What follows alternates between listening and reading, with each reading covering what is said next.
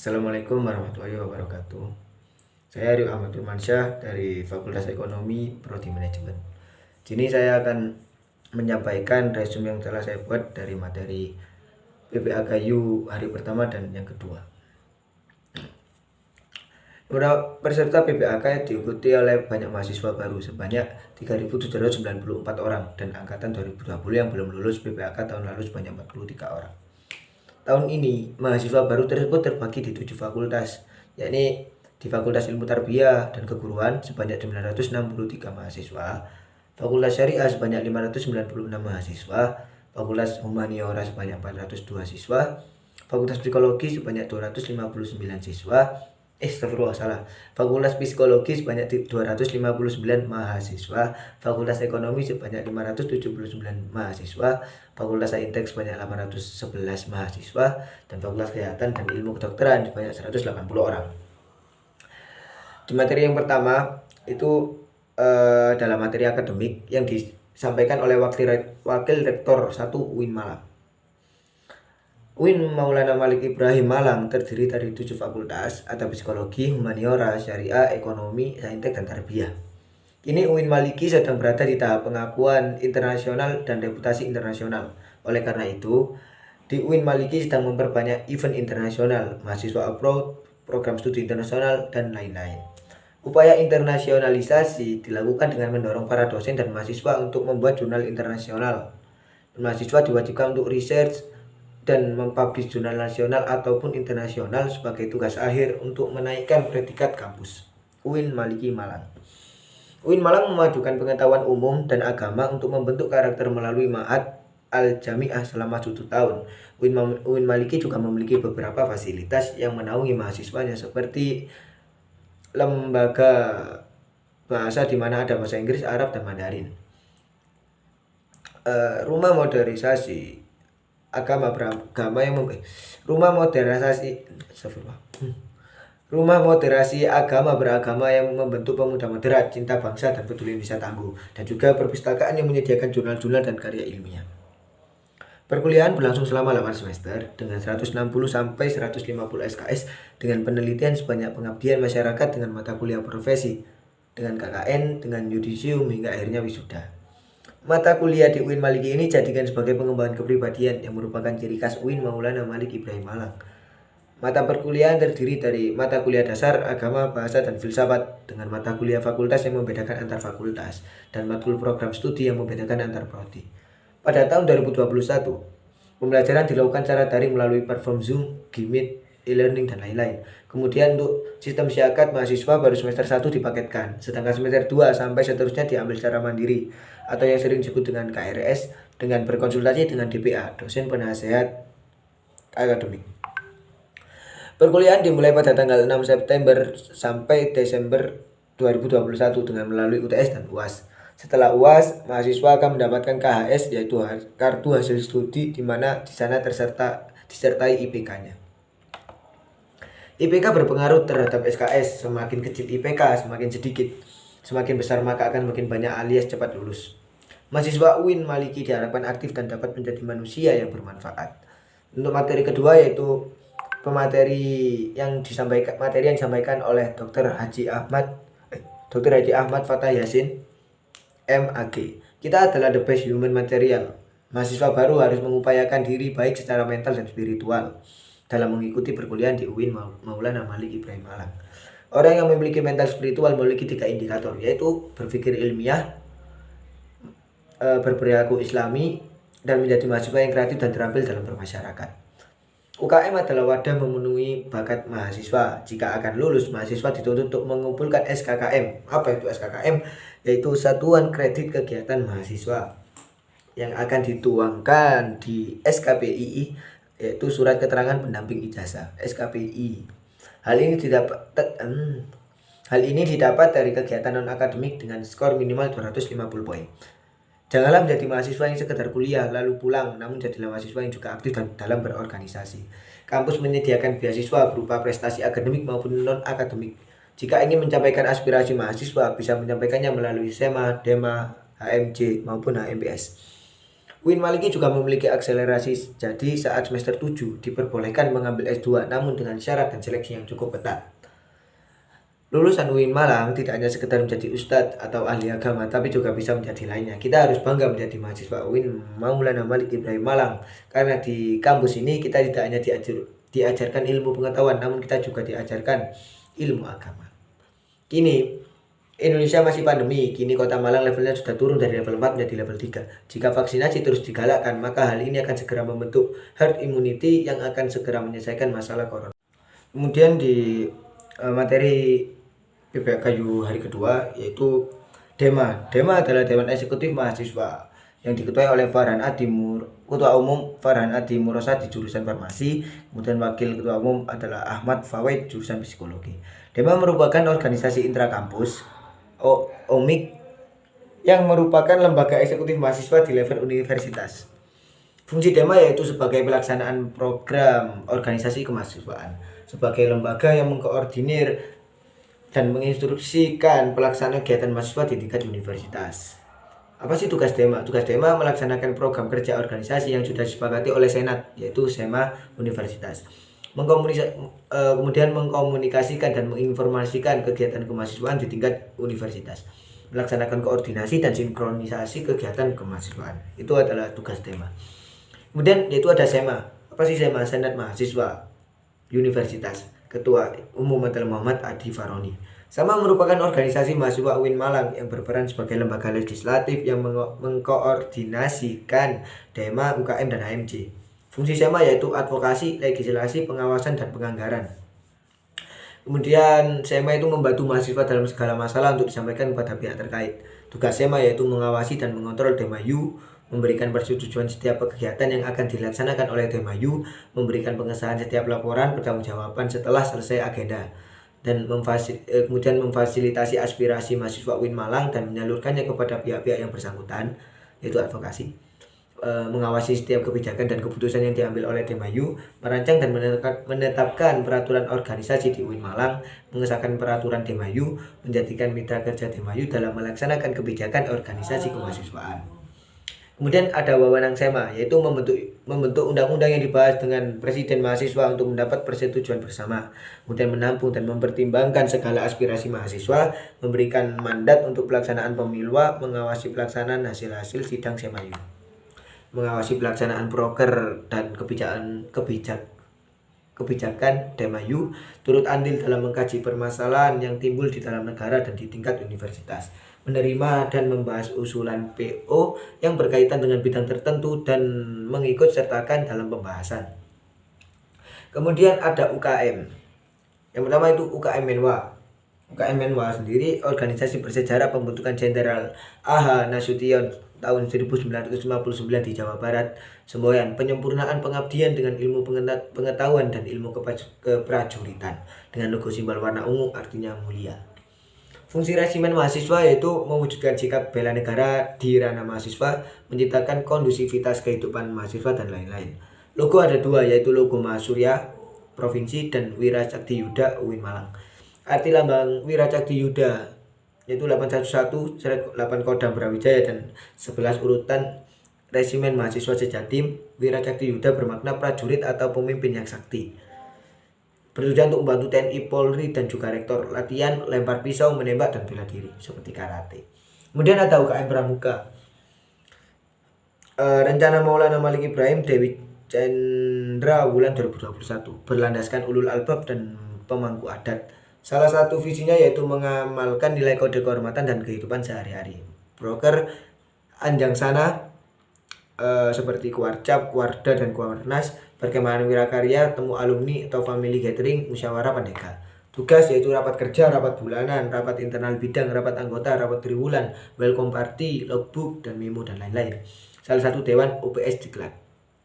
Kemudian ada UKM PMI. UKM PMI bergerak di bidang kemanusiaan, kekeluargaan, dan kemanfaatan. Didirikan Pak Zainal Abidin dan Pak Mustafa pada bulan November tahun 90. Lambang burung Raja Wali. Program kerja pengurus inti yaitu ada rapat bulanan, kartu kendali, pengukuhan AK, Mustafa, XX, DX, dan Disnatalis. 6 bidang sosial keagamaan Ada di UKM PMI itu ada 6 bidang, yaitu sosial keagamaan, kemudian ada Dikten, rutan, kesehatan, ada penelitian pengembangan, dan humas. Seperti itu. Kemudian ada UKM GGB, yaitu Gema Gita Bahana. Berumur 6 tahun, mengurus pengembangan bakat di bidang swasara, memiliki 8 prestasi minimal tingkat provinsi. GGB mempelajari ilmu musik seperti not angka, not balok, dan lain-lain, dan ilmu keorganisasian tentunya. Kemudian ada UKM MESER, yaitu seni religius, lembaga otonom yang memiliki jalur koordinatif yang bergerak dalam bidang seni Islami. Itu adalah definisi dari seni religius. Kemudian UKM MESER sendiri bertujuan untuk membentuk kader Islami yang beriman dan taat kepada Allah Subhanahu wa taala dan memiliki jiwa pemimpin yang agamis, kritis, dinamis, kreatif, inovatif, serta menjunjung tinggi true dharma perguruan tinggi. Di UKM MESER ada divisi kaligrafi, qiraah, MC, qasidah, nasyid, sholawat, dan gambus. Kemudian ada UKM teater yang di UIN Maliki Malang, itu berumur 35 tahun, terdapat bidang seni musik, tari, sastra, aktor, dan lain-lain. Lalu ada lagi UKM Mapala Tursina, organisasi pencinta alam. Kegiatan utama yang rekreasi seperti mendaki dan lain-lain, sosial, bencana alam, olahraga, mendaki gunung, panjat tebing, dan susur goa ilmiah. Kemudian ada UKM Junior, yaitu adalah unit olahraga. UKM Junior adalah wadah yang untuk UKM Junior adalah wadah untuk memfasilitasi mahasiswa dalam bidang berolahraga. Menaungi 7 cabang olahraga, yaitu sepak bola, bola voli, bulu tangkis, tenis meja, bola basket, sepak takraw, dan catur. Kegiatan yaitu latihan rutin, sparring partner, organisasi, dan kepanitiaan. Kemudian ada UKM Kopma Padang Bulan, dibentuk pada 9 Maret tahun 2000 oleh Bapak Dr. Andes Haji Irfan SH MPD.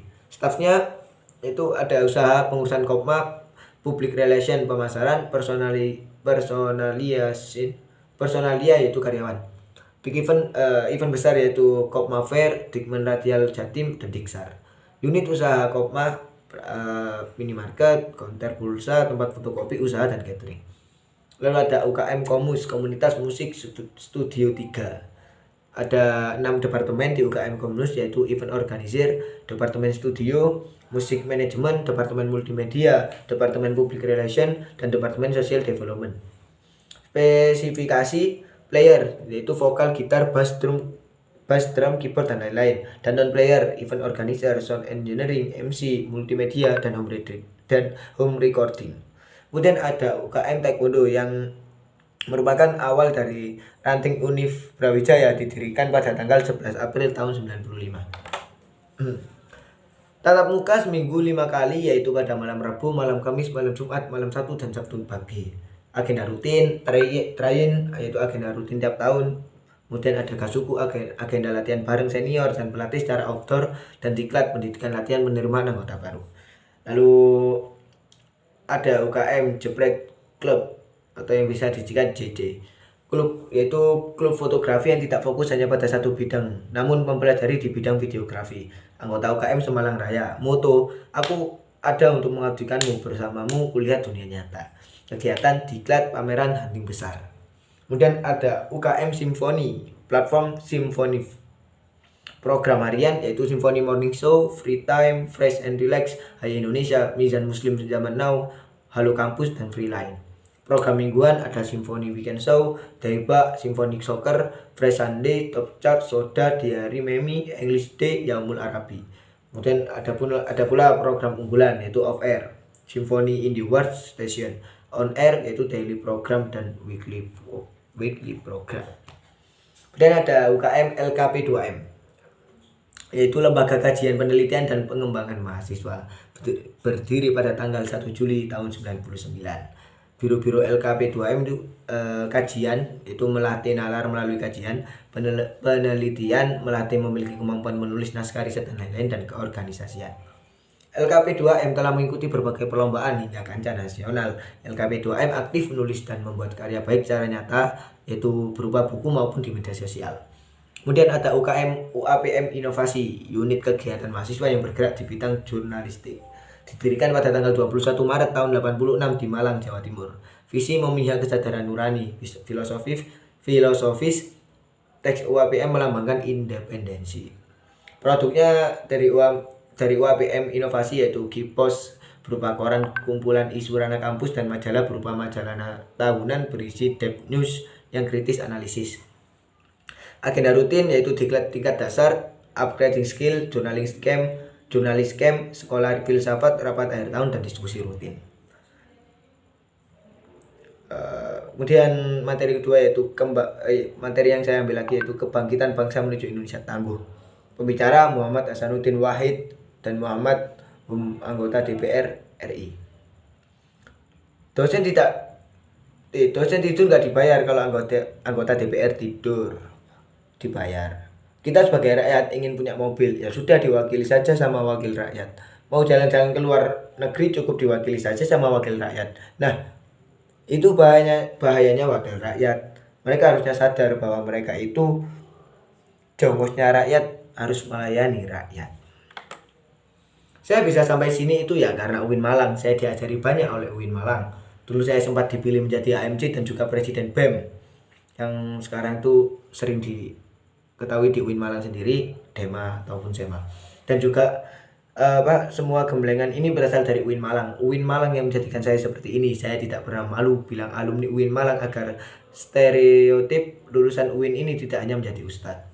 Lulusan UIN Malang ini bisa menjadi anggota DPR. Alumni UIN Malang itu pun bisa berkiprah di mana saja. Kita ingin lahir dari UIN ini ahli-ahli di berbagai bidang agar nama UIN Maulana Malik Ibrahim senafas sesuai dengan Maulana Malik Ibrahim yang sukses pada masanya. Sampai saat ini tidak ada yang bisa menemukan obat COVID-19. Kunci menanggulangi COVID-19 adalah vaksinasi agar mencapai herd immunity atau kekebalan skala besar. Kunci yang kedua adalah disiplin prokes. Orang Indonesia kurang disiplin prokes, jadi susah COVID untuk hilang. Tingkat pemahaman COVID di Indonesia itu rendah. Memakai masker saja sudah banyak sudah gimana mau sembuh dari COVID, sudah susah gimana mau sembuh dari COVID gitu maksudnya ya. Pertumbuhan ekonomi karena COVID semakin turun.